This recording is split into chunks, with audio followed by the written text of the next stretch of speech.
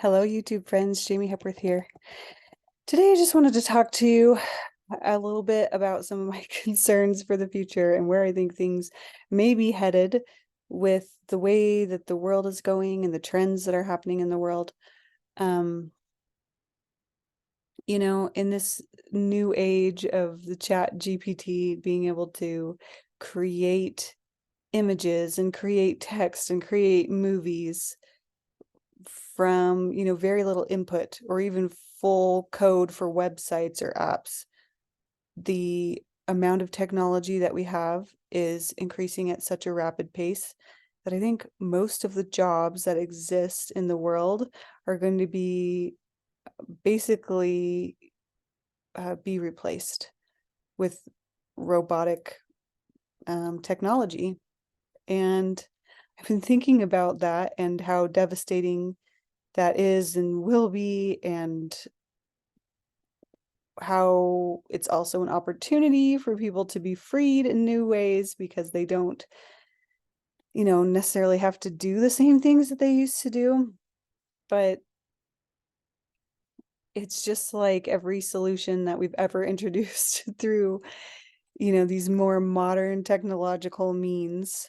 Many things have been helpful to us, but they have also created completely new problems every time that they've been introduced as well. I mean, we live in this world where you can speak in one language and someone can be reading a translation that is live as they're listening to the person. I was sitting in church the other day and I noticed that the people who were sitting in front of us spoke Spanish and were listening to the talks and seeing the translation come up on their phone as they listened.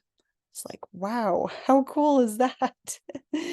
um, and just the kinds of surgeries and things, I had my eyes checked the other day, and it seems like every time, I turn around the corner, there's some new technology being introduced.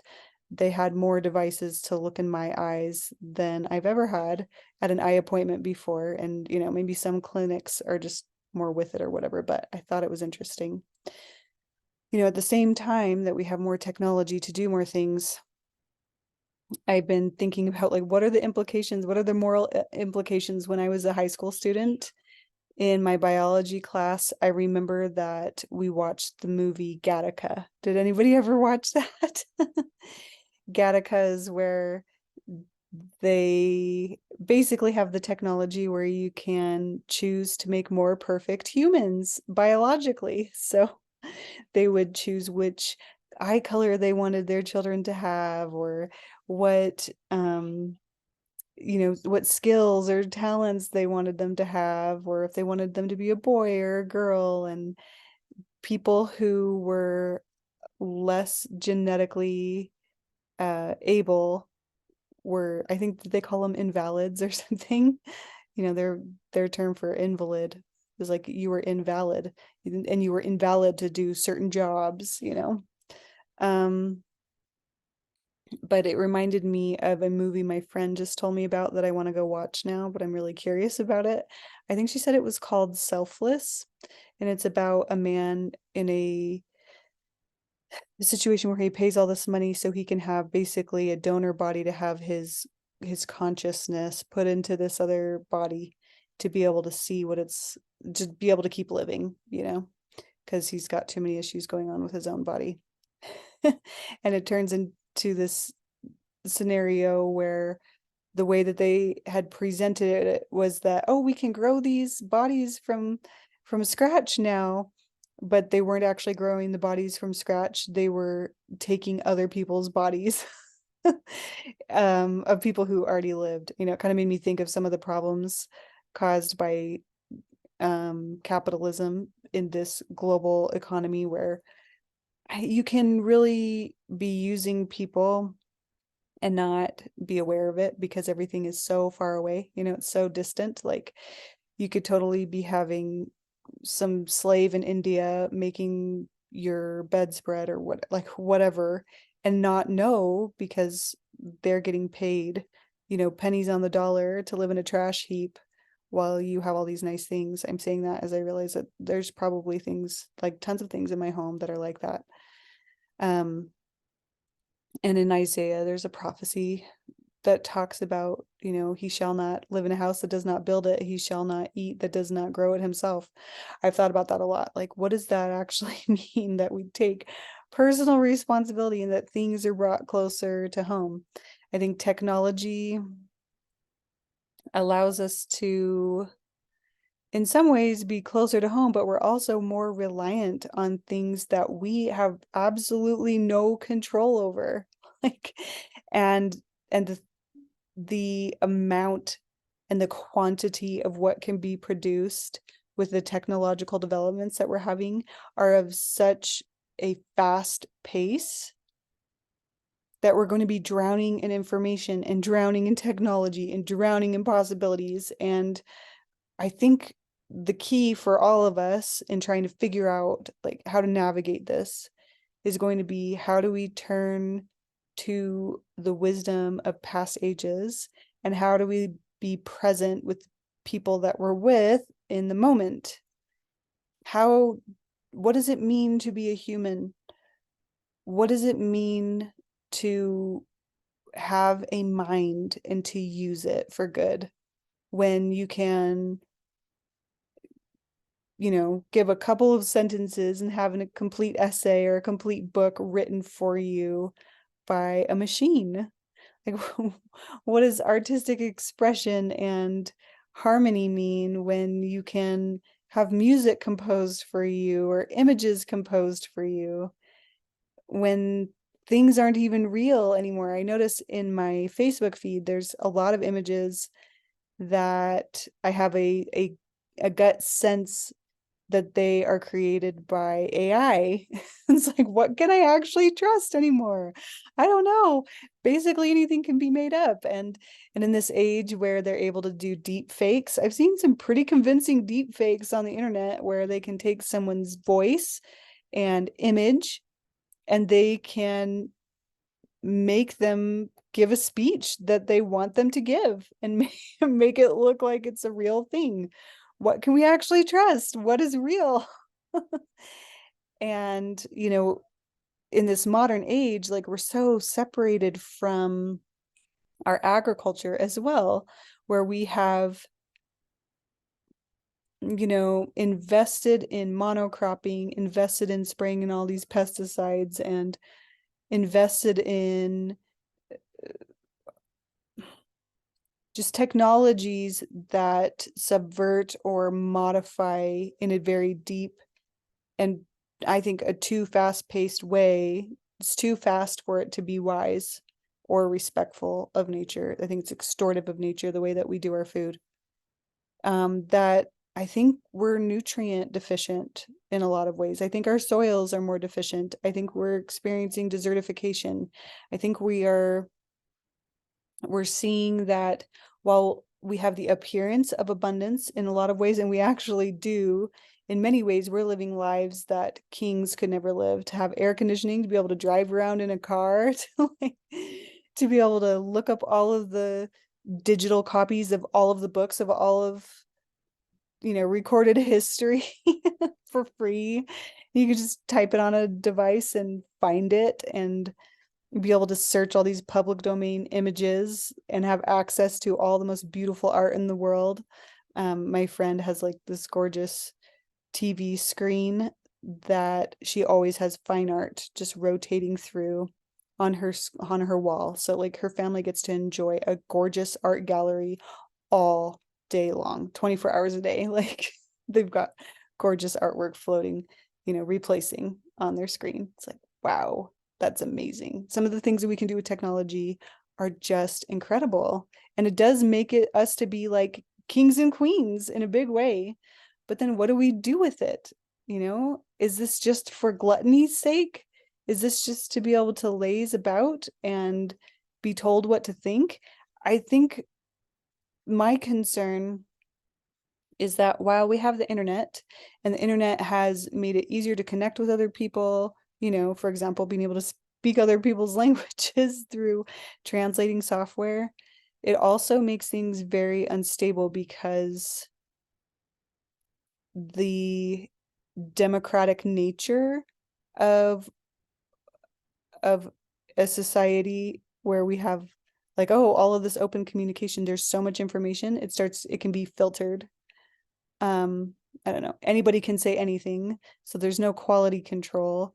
But then at the same time, there are people who are doing quality control and limiting the kind of information that is shared. So because we buy in and participate in the system that seems to be free, that seems to be sort of having a democratizing effect, which isn't necessarily good, right? Then we've got mob rule going on. And they're unelected people, but we vote for them because they had the greatest tech or whatever. They also control our money and our ability to exchange as things move into more of a digital forum. Like, we know that there's a social credit system in China, and we know that they're starting to implement things like that here, where they can do biometric tracking of people, and that'll probably be how we purchase things, is through a scan of our face or our finger. I'm like, Gattaca is here. Brave New World is here. And I don't think it's a good thing. So like, what are you supposed to do? This is something I've been thinking about a lot, because in some ways you don't want to outright reject everything about technology. There's a lot of benefits. I've made so many good, close friends through the use of technology, people who are in my tribe, so to speak, people who are like-minded. We know that we're not alone in the world because we've connected through the internet, and we're able to engage with each other's content and learn what's going on, or at least the things that we think are going on. Who really knows? Memes are a great way to communicate the news, I guess. But also, like, what is true? What is good? What matters? What does it mean to be a human in this age of AI where everything is being rewritten? I've been thinking about that, and I don't have all of the answers, but a couple of the thoughts that keep coming back to me are that the spirit of Elijah is a vital, it's just a vital spirit to engender at this time as a solution. What do I mean by the spirit of Elijah? Well, as a member of the Church of Jesus Christ of Latter-day Saints, usually we talk about the spirit of Elijah in the context of temple work for people, providing ordinances that we believe are a vital part of people's spiritual progression, in order that they can have that work done by proxy if they choose to accept it. And so that, they can have their baptism done and stuff like that, and other ordinances that we think are vital.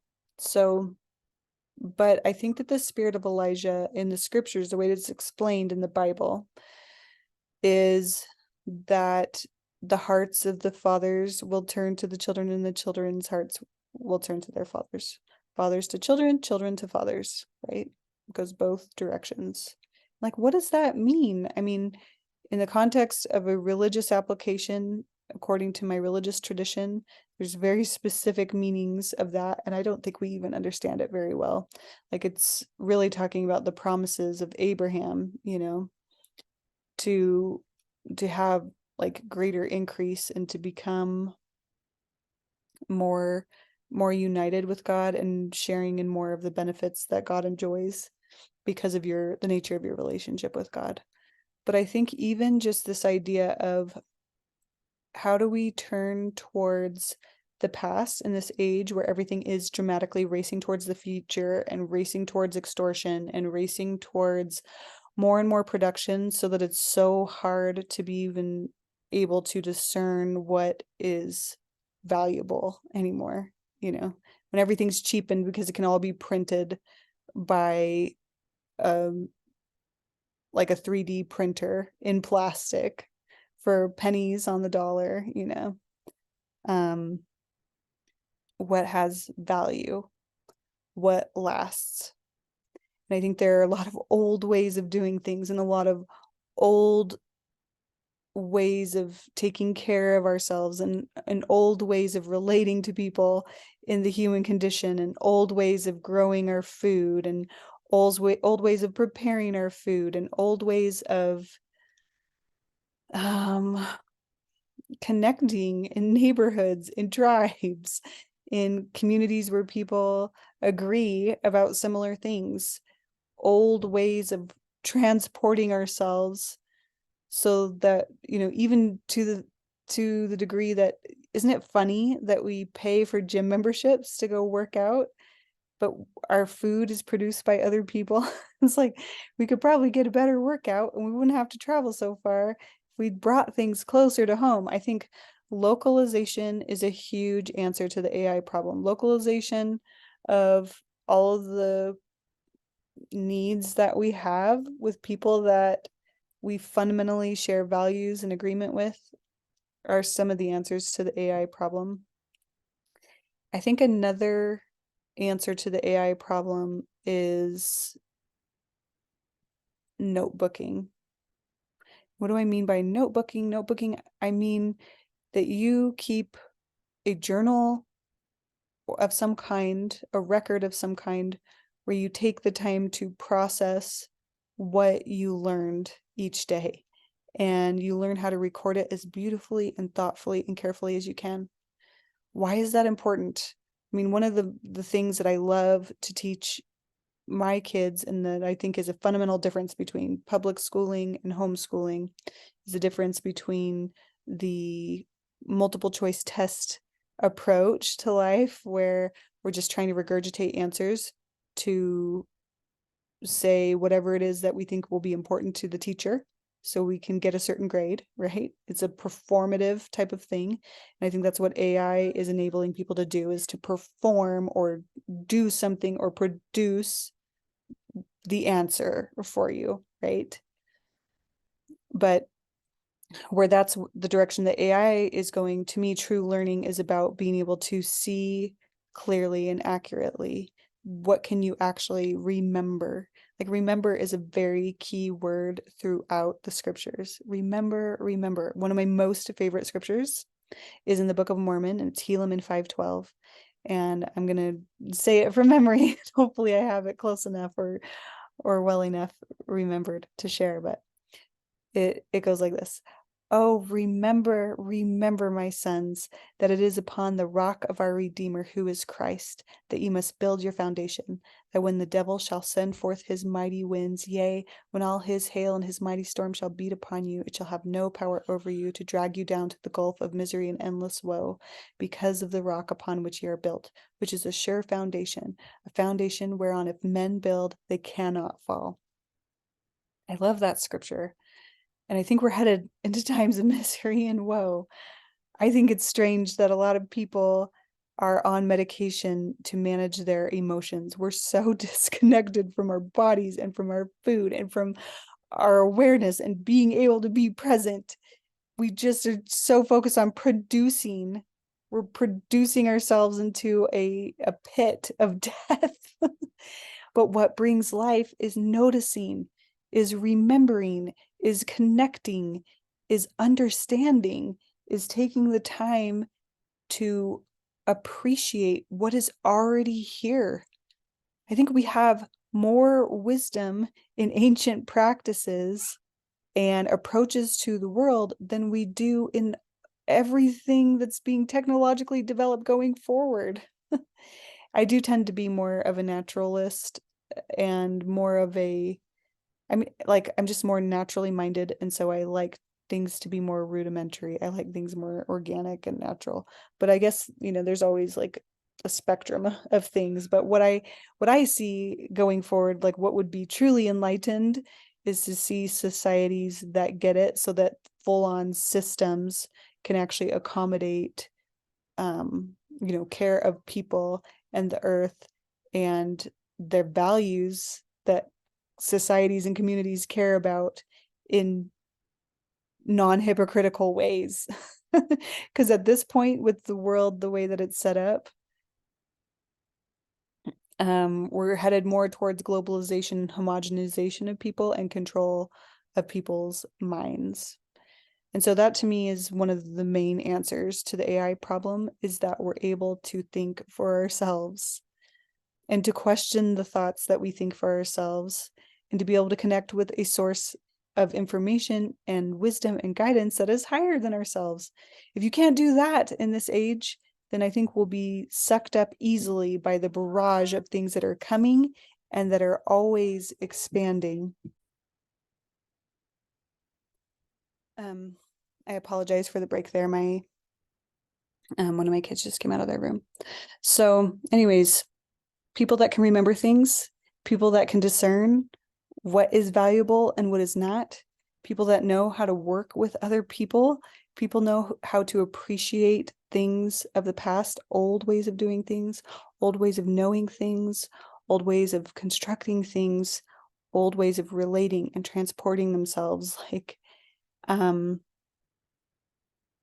I think that that will be key. And I'm not only talking about in this sort of Amish way, although I think the Amish, they're going to have a leg up on basically everybody. um, I think that there are ways to perhaps utilize technology for a benefit of remembering the old ways as well, and to partner with technology in a limited way that can be beneficial. When I did a permaculture design course with Jeff Lawton, something that he talked about was the benefit of using technology, especially for kind of the structure of setting up the land. Like, having machines to do that is so much more quick and efficient and beneficial. Like, if it takes 7 to 8 years to establish a food forest, as a permaculture expression of growth or whatever, and that can create this mature forest, then why wouldn't we use technology to be able to do that more quickly? Another way to use technology, like my friend Nancy Jones, she has a great little sticker shop. I'm going to post the link below. You can check it out. But what she does is she hunts down the most gorgeous images in the public domain, and then she puts them into sheets as stickers so that you can see these beautiful stickers. Sorry, I had to help my child again. Um, my friend Nancy's sticker shop, Sweetly Sing, is just composed of these beautiful stickers that are, pulled from the public domain, and they're gorgeous, beautiful art that's basically being resurrected, right, for people to enjoy and to put in their notebooks for the things that they're remembering, or the things that they're noticing, and the things that they're journaling down. And I have loved collecting all of her stickers and using them to enhance my notebook that I keep with me all the time, to write down beautiful poems or quotes that I have, ideas that come to me, revelations from God, insights about stories that I read with my kids, things like that. And her beautiful vintage images really add to my experience. So, and it's totally a contribution of technology as well. Also, you've probably heard me talk before about Marlene Peterson and the Well-Educated Heart. Marlene is somebody that I greatly admire. I think she's totally doing God's work. And I think she's also doing this work of turning hearts of fathers to children and children to their fathers by having found this golden age of children's literature, of these old books. And she's put them together into a library. Basically, it's for free if it's online, if you don't mind having digital copies of things, or you can buy a printed version.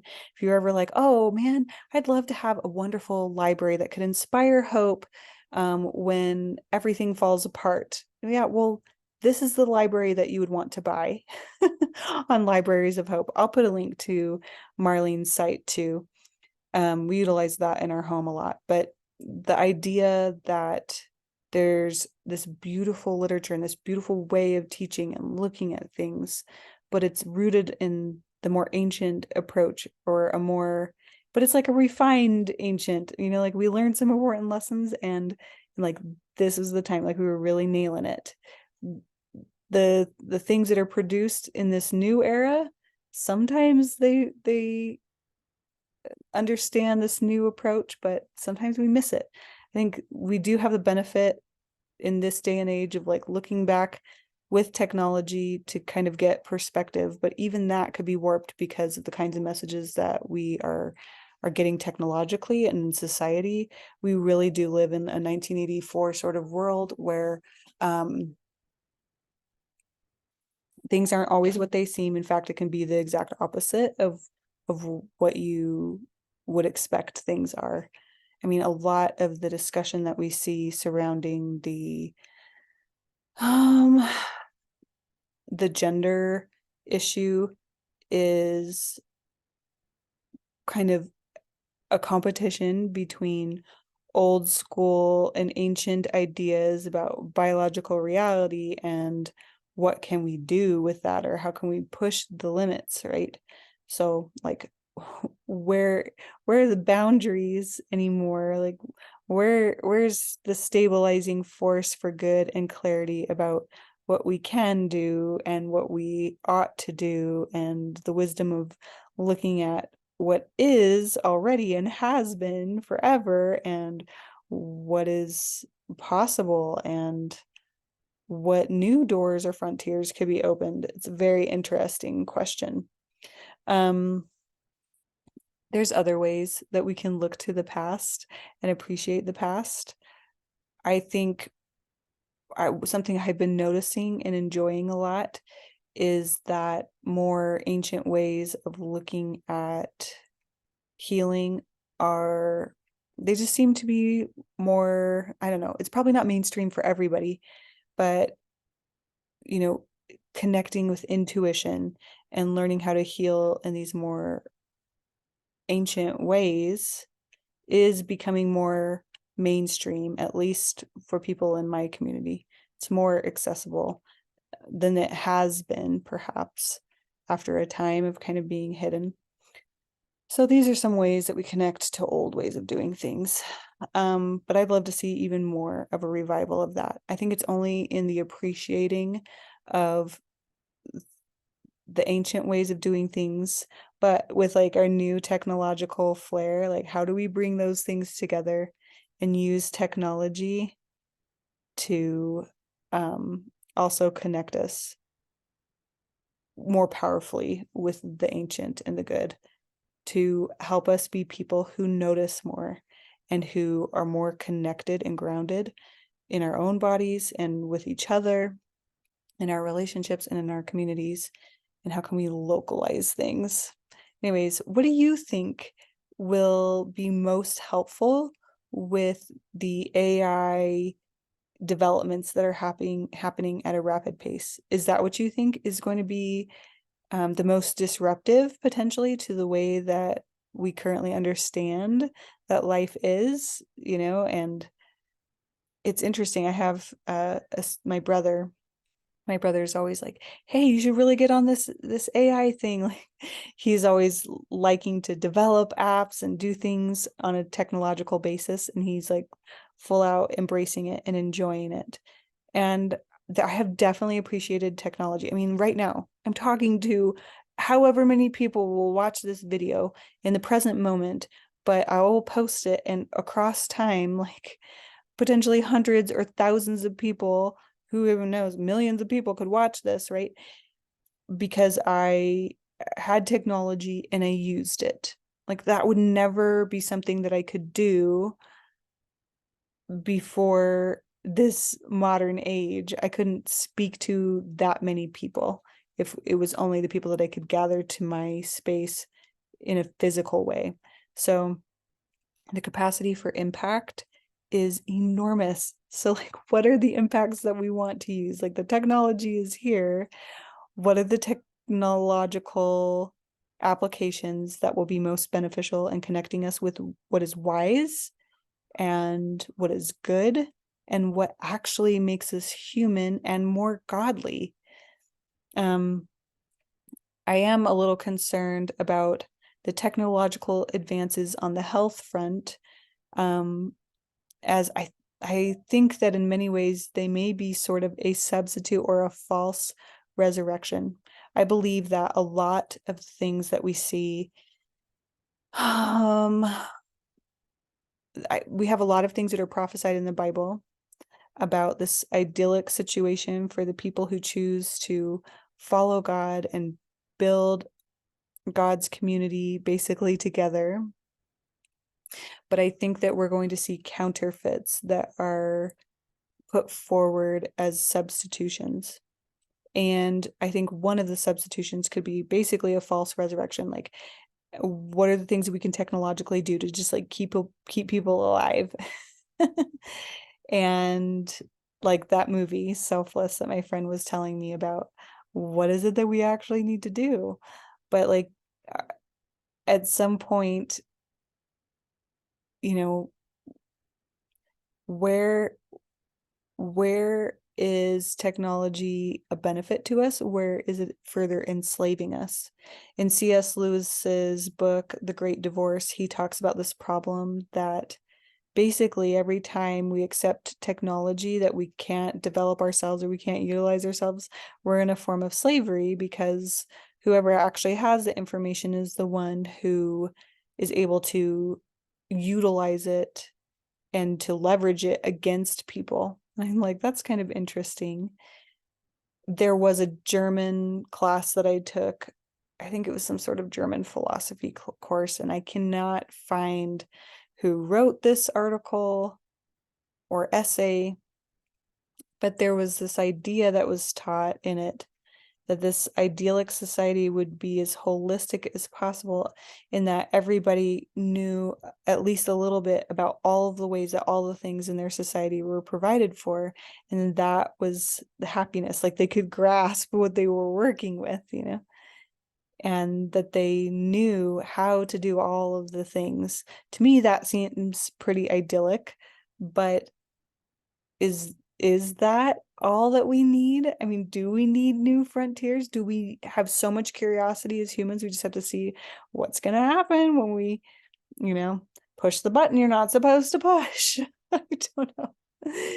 But I think it's interesting to watch things unfold. Maybe it's a little terrifying sometimes too. I don't know.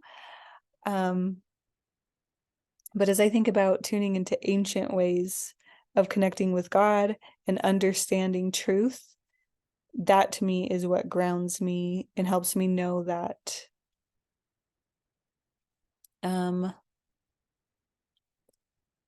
that we'll be able to face anything that comes our way with God's help and be able to navigate that. Anyways, I would love to hear your thoughts on everything that I've talked about here. What do you think about the AI situation? Is it a benefit? Is it a threat? Is it both? What should we do about it, if anything? What are you doing about it? What do you think about this changing world that we have? And what are you doing to be prepared to face it in each moment? What's your perception of everything that's going on? What's the most important stuff that people can be doing in this history of the world? I'm so excited and glad that I can put this out on the internet and people will talk to me about this, because this is what I care about. Anyways, I think I'm about done. I'm going to wrap up my thoughts now, but if you're interested in what I shared with you tonight and you would like to hear more things in this realm of thinking, I invite you to go ahead and like and subscribe to my channel, and I will continue to share my thoughts with you. Have a wonderful evening. Bye.